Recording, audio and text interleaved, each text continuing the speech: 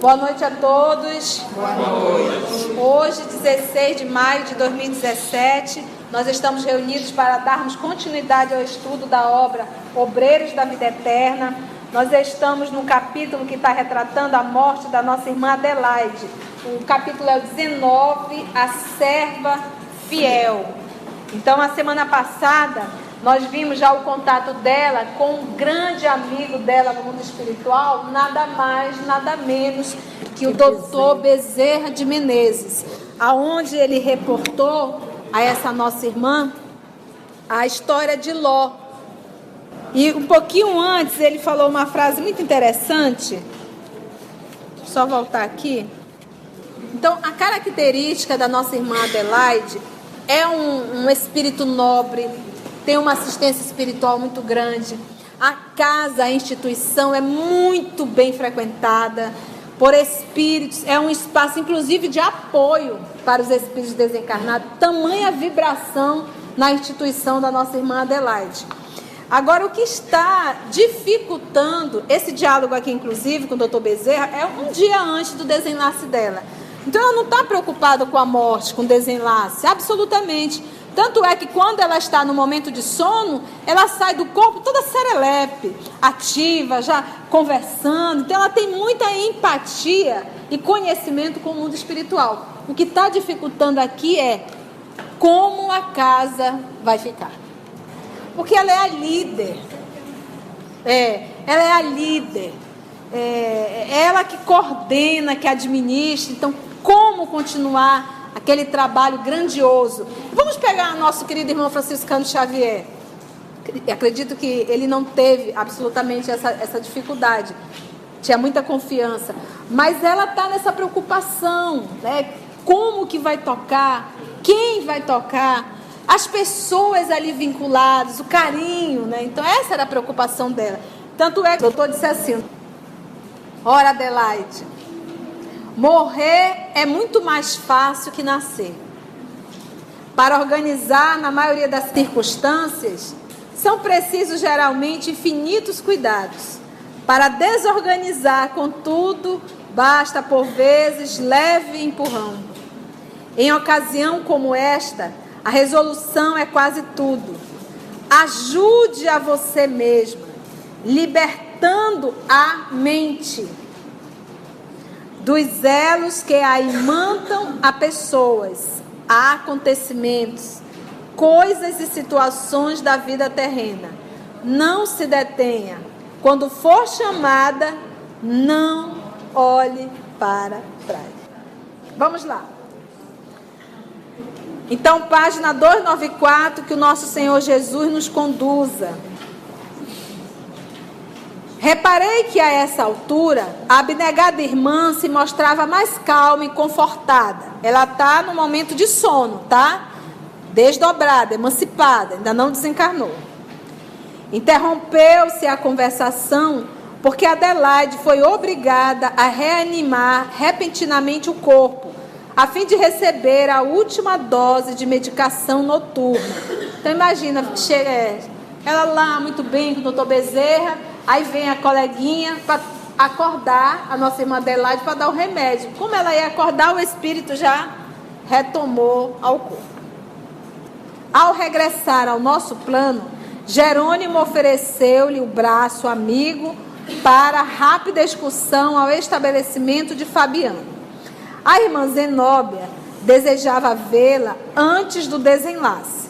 A grande orientadora do asilo errático, né, que seria que muda de lugar, né? Vocês lembram que a casa transitória, daí o nome transitória, ela está sempre em trânsito. Admirava-lhe os serviços terrestres e por mais de uma vez valeu-se de seu fraternal concurso em atividade de regeneração e esclarecimento. Então, Zenóbia tinha todo um cuidado e toda uma amizade e gratidão com a nossa irmã Adelaide, que estava encarnada. Vocês estão entendendo? Sim. Adelaide acompanhou-nos contente.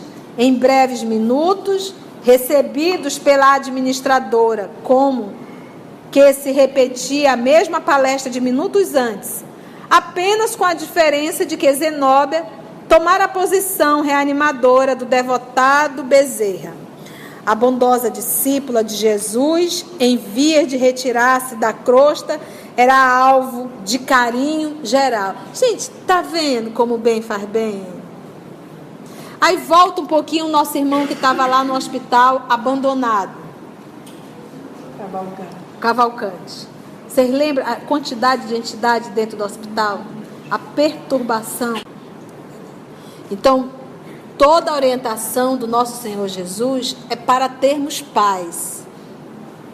É para ficarmos bem. É para sermos felizes. É para sermos pessoas livres. Tudo que Ele veio nos ensinar. Tudo. Se sofremos, é porque fugimos de praticar, de colocar em prática essas lições. No momento da desencarnação, isso aqui é uma festa. Em paz, tranquilo. Bezerra, Zenóbia e outros amigos. Então, eu costumo dizer que nós seres humanos, nós os humanos, os terráqueos, somos muito realmente renitentes ao mal. E quando nós falamos ao mal, porque a gente quando pensa em mal, a gente pensa em alguém matando alguém. Não, o que é o mal segundo o livro dos Espíritos? Quando nós não estamos, ou estamos de certa forma, sem fazer o bem, se você não faz o bem, isso já é o mal. Ah, mas eu não faço mal a nenhum, não interessa. Está na terra sem fazer o bem, isso já é o mal. Porque é como se você mandasse o seu menino para a escola, com todo o material, você pagasse muito caro, fizesse todo o investimento, e o menino vai para lá e não faz o que tem que fazer. E não faz o que tem que fazer. Entendeu? E lembra que nós estudamos caridade material e caridade moral. E ele diz que a moral é a mais difícil. E quase sempre a moral é aprender a calar a boca na hora exata. Porque a briga aí é interior. É a briga com a vaidade e com o orgulho. Entendemos? Então vamos lá. A bondosa discípula de Jesus, em vias de retirar-se da crosta, era alvo do carinho geral. Depois de considerações convincentes por parte de Zenóbia, que se esmerava em ministrar-lhe bom ânimo, Adelaide, humilde, expôs-lhe as derradeiras dificuldades. Ligara-se fortemente à obra iniciada nos círculos carnais e sentia-se estreitamente ligada não somente à obra, mas também aos amigos e auxiliares. Por força de circunstâncias imperiosas, acumulava funções diversas no quadro geral dos serviços. Aqui vai retratar justamente qual o trabalho de Adelaide na instituição. Olha só. Ligara-se fortemente à obra iniciada nos círculos carnais e sentia-se estreitamente ligada não somente à obra, mas também aos amigos e auxiliares. Por força de circunstâncias imperiosas, acumulava funções diversas no quadro geral do serviço. Então, ela acumulava por quê? Porque não tinha quem fizesse. Por forças imperiosas. Não tem quem faça, eu vou lá e faço. Era o que a nossa irmã Adelaide fazia. Então, acabou acumulando vários serviços sobre ela. Possuía toda uma equipe de irmãs dedicadíssimas que colaboravam com sincero desprendimento e alto valor moral no amparo à infância desvalida. Se estimava profundamente as cooperadoras, era igualmente muito querida de todas elas. Como se haveria ante as dificuldades que se agravavam? No íntimo, estava preparada. No entanto, reconhecia a extensão e a complexidade dos óbices mentais. Seu quarto de dormir, na casa terrena, semelhava-se à redoma de pensamentos retentivos, a interceptarem-lhe a saída. De quem eram essas ondas, essas vibrações mentais? Das outras pessoas, não era dela. Pedro, do jeito que ela realizava o trabalho, ela amava muito os colegas que trabalhavam, e ela também era muito amada. Então, todos ali, ninguém desejava a morte dela. Todos ali queriam retê-la. Lembra do pensamento? Da ação do pensamento? É porque nós não enxergamos, mas cada um de nós emite aqui ondas, fiozinho. E esse fiozinho, graças a Deus que a gente não enxerga, senão a gente ia ficar doidinho. Esse fiozinho liga com outros tantos e vai formando uma teia. Uma teia. O nosso pensamento. E nós vamos nos ligar com aqueles que estão de acordo com o nosso pensamento. Daí o livro Pensamento e Vida retratar como se fosse um átomo. O núcleo do átomo é o pensamento. Os elétrons girando em torno do átomo somos nós. Entendeste? Então nós orbitamos em torno de um pensamento. Então vamos dizer, o povo da sexolatria, ele pensa na sexolatria, isso é o núcleo. E o povo fica orbitando em torno desse núcleo. E alimentando ele, se alimentando. Então nesse caso, o pensamento deles, das pessoas que viviam na instituição, era de não vá, não morre, fica com a gente. Ela tem que melhorar, fazer uma prece. Então, no quarto dela, olha só a explicação. Por isso é que ele diz, olha, seu quarto de dormir na casa terrena semelhava-se a redoma de pensamentos retentivos, a interceptarem-lhe a saída. Quanto menos se via presa ao corpo, mais se ampliava a exigência dos parentes e dos amigos. Quanto mais ela ia se desligando, mais o povo pressionava para ela não ir. Então aqui, mais uma vez, por exemplo, no nosso irmão lá que a esposa segurava, qual era o nome dele? O Dimas. No caso do Dimas, ele não queria sair do corpo e nem a esposa o deixava. Nesse caso aqui, ela está bem na fita. Ela está preocupada, sim, como vai ficar a instituição. Mas não existe apego, existe uma preocupação, mas nada desesperador. Agora, o grupo está o quê? Retendo. Vocês estão vendo o que é o pensamento?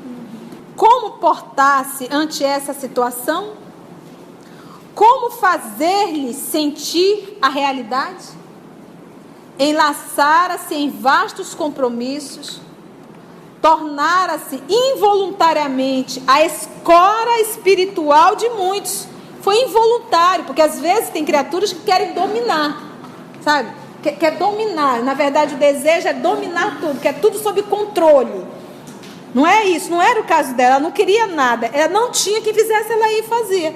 E sem, como ele diz aqui, de uma forma involuntária, ela acabou se tornando esteio. Foi involuntário, não foi algo que ela premeditou. Involuntariamente, a escora espiritual de muitos. Escora espiritual. Estou com um problema tal, vai lá com a Adelaide. Está doendo ali, vai lá com a Adelaide. O fofo foi embora, vai lá com a Adelaide. A fofa fez isso, vai lá com a Adelaide. Estamos com problema na atividade tal, vai lá com a Adelaide. Escora espiritual. Era o apoio. Que nós vamos encontrar isso na figura de alguns corações, como um Chico, como um Paulo de Tarso. O povo, quando Paulo fundava uma instituição, quando ele viajava, o povo mandava carta. Paulo, está acontecendo isso, isso, isso, e agora o que vamos fazer? Ele mandava a carta de volta a responder. Era a escola espiritual. Como portar-se ante essa situação? Como fazer-lhe sentir a realidade? Enlaçara-se em vastos compromissos, tornara-se involuntariamente a escória espiritual de muitos. Entretanto, ela mesma reconhecia a imprestabilidade do aparelho físico. Ou seja, o corpo não dá mais. Por mais que eu queira ficar, eu não tenho instrumento mais para isso. A máquina fisiológica atingira o fim. Não conseguiria manter-se, ainda mesmo que os valores intercessores lhe conseguisse prorrogação de tempo.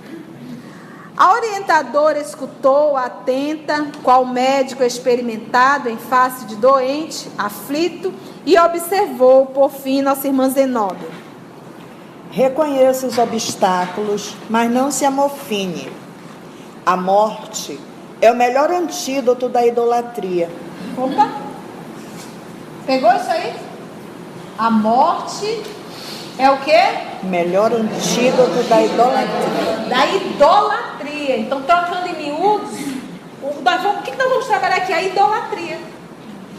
E era a idolatria que Moisés combateu lá em 1500 a.C. É você idolatrar pessoas. Você coloca a pessoa no centro e fica em torno daquela pessoa, idolatrando. Idolatria é o primeiro mandamento. É o primeiro mandamento, combatendo a idolatria. E nós temos esse hábito. Então aqui o povo que está idolatrando a nossa querida Adelaide. A idolatria, a morte, é o melhor antídoto da idolatria. Por quê? Porque a pessoa vai desaparecer e tu vai ver que ela não era um Deus. Esse estudo aqui é fantástico. Eu me decepcionei com fulano. Se decepcionou porque você criou uma expectativa sobre fulano. Você idolatrou para o fulano. O problema é teu. Porque se está na terra, se está na carne, tem enfermidade morais. Senão não estaria aqui não. Ou então seria notícia Chico Xavier, Madre de Calcutá, Irmã Dulce. Quando vê essas estrelas, que são a enxertia divina, é notícia mundial, gente. Se não está no notícia mundial, pode crer que tem enfermidades morais. Então eu não posso idolatrar a ninguém. E nem esses grandes aceitam a idolatria. Chico dizia, eu sou só um capim. Inciso. Ele dizia também, eu sou um capim. O bicho vem, come, capim surge outro. E outra vez ele foi questionado, porque a senhorinha veio e disse, olha, o senhor assinou errado. Esse livro aqui não dá certa assinatura. Aí ele olhou, estava Cisco Xavier. Ele disse, não, está certo, fui eu mesmo. É como eu me sinto, um cisco. Entendeu? Madre Teresa dizia que ela era um lápis na mão de Deus. Um lápis. Então nós temos, e o nosso movimento tem muito disso, de idolatrar pessoas. Trata a pessoa como se fosse um Deus. Se a pessoa não tivesse, o ser humano não tiver, pronto, acabou todo o movimento. Mas o trabalho é do Cristo. O outro é só um instrumento. E somos um capim. O bicho vem e come esse capim, aparece outro capim. Sempre vai aparecer outros capins. Não tenhamos dúvida disso. Só não o Cristo. Esse é um só. Não tem mais não. Fantástico. Com a sua vinda, operar-se-á a necessária descentralização do trabalho. Olha aí. Porque se dará a imposição natural de novo esforço a cada um. Entendeu aí? Ou seja, a tua vinda, querida amiga Adelaide, vai ser um bem. Porque quem não se coçava vai aprender a se coçar. Trocando em miúdos. Quem não fazia vai ter que aprender a fazer. Porque você estando aqui, você acaba fazendo tudo. O povo se finge de morto. Nós temos o hábito de fazer isso, né? Não sei fazer. Não, isso não é... Você vai se acomodando. Tem quem faça. Então isso vai ser ótimo a tua vinda. Se escorava todo mundo nela, né? Vai ser ótimo, olha só. Operar-se-á a necessária descentralização do trabalho. Porque se dará a imposição natural de novo esforço a cada um. A cada um. Alegre-se, minha amiga, pela transformação que ocorrerá dentro em pouco. Reanime-se, sobretudo, para que a sua situação se reajuste naturalmente, sem qualquer ponto de interrogação ao término da experiência atual. Silenciou durante alguns momentos e notificou em seguida. Temos ainda a noite de amanhã. Aproveitá-la-ei para dirigir-me aos seus colaboradores, em apelo à compreensão geral. Amigos nossos contribuirão para que se reúnam em assembleia, como se faz indispensável. Entendeu?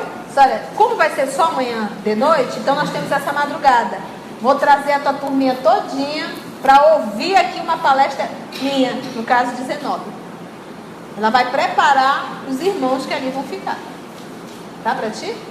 Como é bom trabalhar com a Adelaide. Ainda vai ouvir uma palestra de quebra de Zenobia. A visitante agradeceu, penhorada. Prosseguimos na mesma vibração de cordialidade, mas Zenobia modificou o rumo da palestra.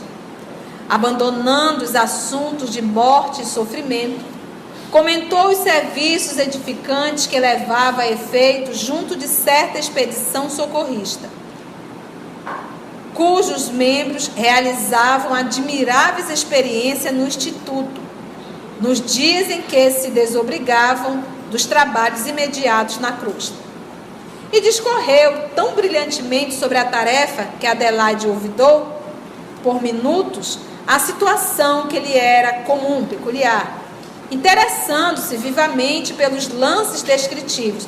Então, Adelaide ali, ela já saiu do corpo de novo, né? Foi lá, tomou o remédio, já voltou. Olha que interessante, né? E ali Zenobia disse, vamos mudar de assunto, vamos deixar de falar de morte, deixa eu falar de um trabalho que nós estamos realizando. E a Adelaide já se animou para ouvir a conversa, né? Que maravilha. Lembra sempre, quando você está estudando o livro O Céu e o Inferno, e o capítulo que estamos são só dos espíritos felizes, a gente ainda não chegou nos espíritos encapetados, mas todos os espíritos felizes falam que ao sair do corpo, a primeira sensação é de rejuvenescer. Já gostei disso. Falou tudo que uma mulher queria ouvir. Já vamos, né, mano? Eles falam rejuvenescer, o adquirir da força, essa leveza, essa sensação de liberdade, porque o corpo chega um momento que ele fica pesado, a idade vai chegando, o ciático já grita, então tudo se torna mais lento, mais doloroso. Você sai do corpo, se é um espírito feliz. Se é um espírito adoecido, não se preocupa que o perispírito está gravado, todas as dores, vai tudinho, continua pesado, denso, grosseiro. Isso é só para os felizes. Quem são os felizes? Aqueles que viveram as lições do nosso Senhor Jesus no dia a dia, vivendo de forma autêntica, não prejudicando a ninguém, não fazendo mal a ninguém, alimentando se for necessário, aliviando se for necessário, escutando se for necessário, fazendo o que eles ensinam. A providência coroava-se de animadores resultados, porque a conversação diferente fizera-lhe enorme bem, propiciando-lhe provisório apaziguamento mental. A nossa irmã Adelaide, né? Deu uma... tranquilo. A desencarnante tornou ao corpo bem disposta e reanimada. No decurso do dia, Jerônimo e a diretora da casa transitória combinaram medidas relativas à reunião da noite. O assistente empregaria todo o esforço para que a organização fisiológica da enferma estivesse nas melhores condições, enquanto 2 ativos auxiliares de Zenobia se incumbiriam de cooperar para a condução do pessoal de Adelaide à Assembleia. Organização, né? O dia, desse modo, esteve cheio de tarefas referentes à articulação prevista. Vocês têm noção do trabalho?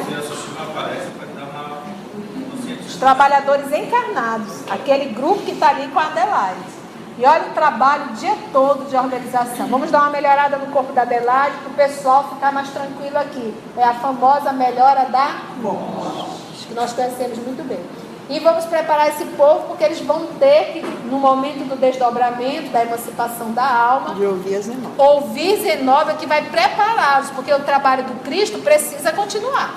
Não pode parar porque Adelaide se foi. O dia, desse modo, então, esteve cheio de tarefas referentes às articulações previstas.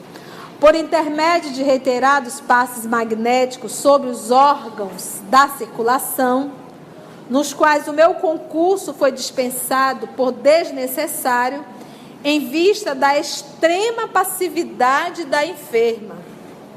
Não deu nem muito trabalho. Adelaide entrou em fase de inesperada calma, tranquilizando o campo das afeições terrenas. O povo ficou mais calmo. Nossa, como ela melhorou. Está bem. Você já sabe, desconfie. Hashtag fica a dica. O cidadão está mais pro lado, tu jura que vai morrer. De repente ficou bonzinho. Primeira dica é... Não, fica a dica. A dica é... A primeira informação é... Nós estamos atrapalhando a desencarnação dessa criatura. Primeiro ponto é esse. Estamos aqui enviando pensamento, estamos dificultando. O segundo ponto é... Vai já desencarnar. Porque a pessoa estava mais para lá e de repente vem e fica. Desconfia. Gente, nós não devemos ter dúvida que a vida no mundo espiritual continua. Por que esse desespero em relação à morte? Por que a gente tem tanto desespero? Por que a gente quer reter as pessoas amadas? Chega uma hora que tem que voltar, tem que dar baixa na carteira. Não dá. E nós também. E não precisa ter idade não, porque Deus pode chamar qualquer um de nós aqui a qualquer hora. A gente sai boazinha, tem um chiquiquitica, acabou. Não dá para levar nada. Nada. Não dá tempo nem de assinar um cheque para pagar o aluguel do final do mês. Não, acabou. Eu acho tão interessante. Você vê como nós somos infantis. Né? Porque a nossa conduta diária é de como se fôssemos proprietários de tudo, né? Dos filhos, do marido, da esposa, da casa. Não somos, nós somos usuários, ao qual teremos que prestar conta. Aí você volta para o mundo espiritual e diz: poxa, pai, você nem me avisou, porque você não me deu um aviso prévio, pelo menos de 30 dias, que eu ia estourar todo o dinheiro que estava no banco? Eu ia fazer a caridade? Sim, meu filho, mas era exatamente, eu não podia te avisar. Se eu te avisasse, aí pronto. Porque tem que despertar o amor em ti. Aí dá uma dor na consciência, puxa vida, não fiz nada. É por isso que não é avisado, chega de surpresa. Renovaram-se de súbito as esperanças. A reação orgânica surgira dentro de novo impulso, melhorando o quadro dos prognósticos em geral. Multiplicaram-se as vibrações de paz e as preces de reconhecimento. Em vista disso, iniciou-se com grande facilidade, após a meia-noite, o trabalho preparatório da grande reunião. Auxiliadores de nosso plano trouxeram companheiros da instituição localizados em regiões diversas, provisoriamente desenfaixados do corpo físico pela atuação do sono. Integrando a turma de trabalhadores que organizava o ambiente, reparei curioso que a maior porcentagem de recém-chegados se constituía de mulheres. E cumpre-nos a notar que dava satisfação observar-lhes a reverência e o carinho. Viu? Eram trabalhadoras mesmo. E tanto é que quando ele foi falar da instituição de Adelaide, foi o único local, lembra disso? A única instituição terrestre, a única instituição que eles encontraram uma vibração de harmonia. Espíritos ficavam a posto para não deixar de entrar nenhum espírito zombeteiro, brincalhão. E não entrava. Tamanho ambiente de fraternidade. Detalhe, logo após que terminava a reunião com as pessoas, né? Palestra pública, né? O grupo já limpava. Adentrava psiquismo, a vibração mental. A vibração mental. Palestra pública, então a pessoa lê isso aqui, aí tem um centro espírita, aí ela passa a divulgar que todos os centros espíritas são assim. Não são não. Não são não. Porque o que mais vem em centro espírita é fofoca. É disse-me-disse. É não sei brigando, não sei com quem, não sei disputando, não sei com quem. Isso é vibração, amores, querido, que realizam e facilitam a entrada de espíritos tal qual a nós. Porque parece assim que eles são ruins, nós somos... Não, nós também somos da mesma laia. Somos parceiros.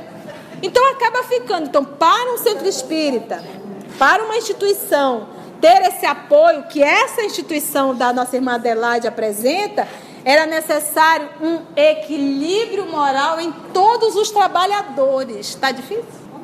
Por isso que foi a única instituição que eles encontraram. A única instituição. E aqui ele está dizendo, as mulheres aparentemente extremamente equilibradas, firmes no propósito da realização. Ele acabou de dizer aqui, ó. Todas traziam a mente polarizada. Olha só, vou voltar. Constituía de mulheres, e cumpre-nos anotar que dava satisfação observar-lhes a reverência e o carinho. Reverência de respeito. Eu acho que foi em Missionário da Luz que tinha uma reunião no mundo espiritual, 3 médicos. 3. Cadê os outros 3? Vai lá ver onde é que está. Eram 2. Um estava numa orgia dentro de casa com 2 espíritos. Espírito não tem sexo, mas eram ainda em formas femininas. Quando viu o mentor espiritual, ficou tentando se esconder de vergonha. O outro, ao decorrer do dia, foi falar mal de um conhecido desencarnado, no momento do almoço, porque pensamento, lembra do fio, vínculo? Quando ele começou a falar mal junto com a mulher, o espírito que ouviu, porque é pensamento, foi para lá e começou a berrar com ele: eu não fiz isso, você está me acusando. Porque ele estava falando mal de um espírito que não era muito bem ajustado. E à noite esse espírito estava lá segurando ele, aprisionando ele por causa de um comentário, tá vendo? Então aprendemos que não devemos falar nem de encarnado e nem de desencarnado. Não fale mal de ninguém. Quando der vontade de falar, você diz: Pai nosso que estás no céu, santificado seja o vosso nome. Venha a nós. Até se tiver realmente um espírito te conduzindo, ele desiste e vai embora. Só quer rezar Pai Nosso agora? Vocês estão entendendo? Aqui a dignidade dos trabalhadores. Então, gente, por que nós sempre vamos parar nisso? Nós achamos que a proteção é resultado do nome, casa espírita. Ou o que se faz, ou o trabalho que se realiza. É a conduta moral dos trabalhadores. Isso sim é que vai impregnar um ambiente de vibração de amor. E passa a ser respeitada no mundo espiritual. Então, gente, quando você estiver no trabalho, no planeta Terra, vamos exercitar isso. Não falar mal, nem de encarnado, e nem de desencarnado. Porque isso foi o estudo de ontem do Pensamento e Vida. Isso nos faz muito mal. Falar mal gente, uma coisa é, vamos sentar aqui, vamos digerir uma encrenca. Deixa eu vomitar, que eu estou precisando vomitar. Falou, vomita, acabou. Falar mal é você ir disseminando. Você vai disseminando, você vai colocando um contra o outro, vai jogando, você vai... Agora um comentário malicioso, que foi o caso, deu uma confusão para ele. Vamos lá ver aqui as meninas no mundo espiritual. Todas traziam a mente polarizada na prece em favor da benfeitora doente, para elas objeto de admiração e ternura. Fitavam-nos respeitosas e tímidas, endereçando-nos pensamento de súplica, sem lembranças inúteis ou nocivas. Fitavam-nos respeitosas e tímidas, endereçando-nos pensamento de súplica, sem lembranças inúteis ou nocivas. Os poucos homens que compareceram estavam contagiados pela veneração coletiva e mantinham-se na mesma posição sentimental. A elevação ambiente espalhava fluidos harmoniosos, possibilitando agradáveis sensações de confiança e tranquilidade. Por sugestão de Jerônimo, a reunião seria realizada no extenso salão de estudos e preces públicas, na própria estrutura física mesmo, devidamente preparado. Para esse fim, não poupáramos esforço. acionando peças de eficaz cooperação, submetemos a enorme dependência a rigoroso serviço de limpeza. Os componentes da Assembleia podiam descansar tranquilos, sem o assédio de correntes mentais inferiores. Então, essa limpeza aí não é o espaço físico, é o espaço psíquico do ambiente, o espaço espiritual. É por isso, gente, a Nete Guimarães ela foi muito criticada durante muito tempo, mas ela criticava mesmo espíritas que fazem festa em suas casas com todo tipo de bebida. Você atrai e entra encarnado e desencarnado para beber. E dentro da tua casa fica impregnado a vibração desse povo. Então, a nossa casa é o nosso templo. Casa que o povo chama palavrão, que fofoca, que rola uma bebida. Atrai, gente, não tem jeito. Por quê? Porque eu estou em sintonia com, e são os meus companheiros do mundo espiritual. E pode ver, começa uma cervejinha, 2 cervejinhas, 3, daqui a pouco tá chamando, xingando, chamando palavrão, daqui a pouco tá brigando com outro, daqui a pouco tá falando coisas horrorosas, e o povo fica numa festa, e o mundo espiritual também. É uma confusão. Entendeu? É uma confusão. E é a nossa casa, é o nosso ambiente. Os poucos homens, então. A elevação pela veneração coletiva mantinham-se. Por sugestão de Jerônimo, a reunião seria realizada no extenso salão. Os componentes da Assembleia podiam descansar tranquilos, sem um assédio de correntes mentais de ordem o quê? Luzes e flores de nossa esfera, do mundo espiritual, espargiam notas de singular encantamento. Luzes e flores. Por isso mesmo, era belo apreciar o contínuo ingresso das senhoras que, em oração, a distância do organismo grosseiro, porque elas estavam o quê nesse momento? Dobradas, emancipadas. Irradiavam de si próprias admiráveis expressão de luz nitidamente diferenciadas entre si. Ou seja, todos eram do mesmo grau evolutivo, cada um tinha um tom particular. Por isso nosso Senhor Jesus nos convocar a fazer brilhar a vossa luz. Conservávamos-nos junto de todos em atitude vigilante para manter o imprescindível padrão vibratório, quando, em seguida, à primeira hora, a irmã Zenóbia, acompanhada de beneméritos amigos da casa, deu entrada no recinto, conduzindo Adelaide extremamente abatida. Porque ela já está os desenlaces já vai acontecer no dia seguinte. Na noite seguinte ela vai estar desencarnando. A diretora da organização transitória de Fabiano tomou lugar de orientação e, antes de interferir no assunto principal que a trazia até ali, ergueu a destra, a mão, rogando a bênção divina para a comunidade que se reunia atenciosa e reverente. Tive, então, oportunidade de verificar, mais uma vez, o prodigioso poder daquela mulher santificada. Que era quem? Sua mão despedia raios de claridade safirina com tanta prodigalidade, ou seja, é abundância mesmo, que nos proporcionava a ideia de estar em comunicação com extenso e oculto reservatório de luz.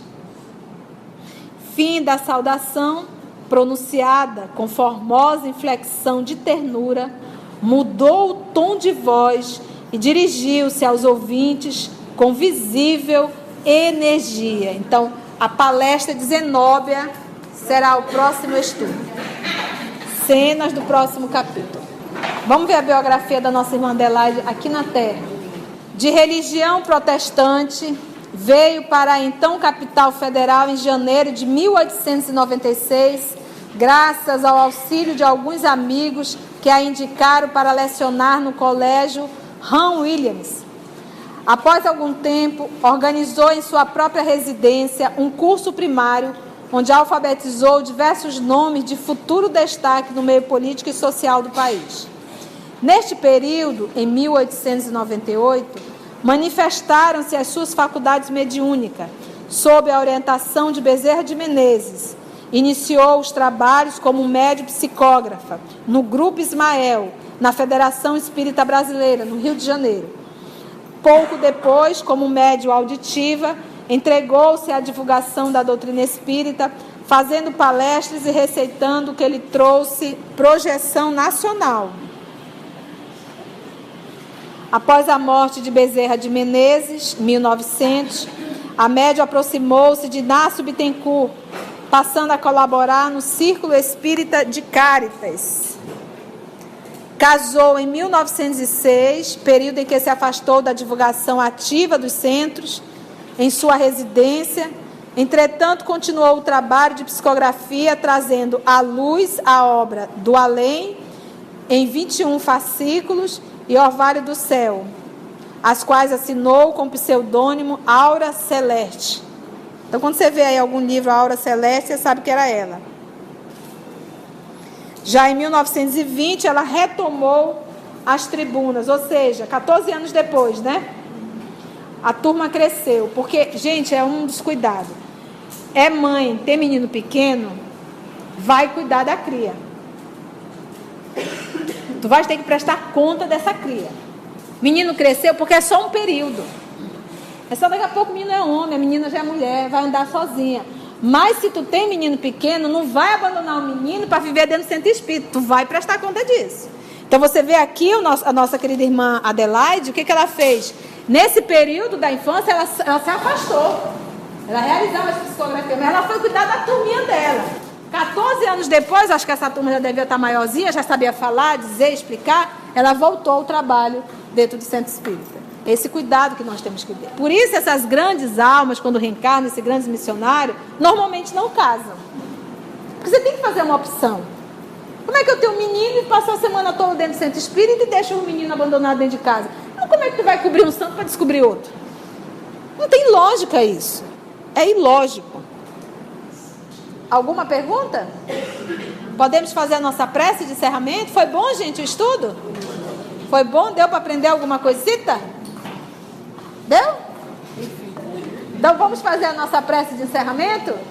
Então vamos orar, meus irmãos. Amigo Jesus, agradecemos o encontro maravilhoso de hoje, os estudos. Queremos pedir, Senhor, que possamos o mais rápido possível abrir os olhos da alma, para que não erramos tanto mais nesta vida. Sabemos que estamos aqui por ocasião de trabalho e de estudo. Pedimos também, Senhor, a harmonia desse grupo, para que levemos à frente com entusiasmo e responsabilidade. Mestre amado, conduza-nos aos nossos lares com segurança e que encontremos os nossos amados na paz de Deus. Obrigada.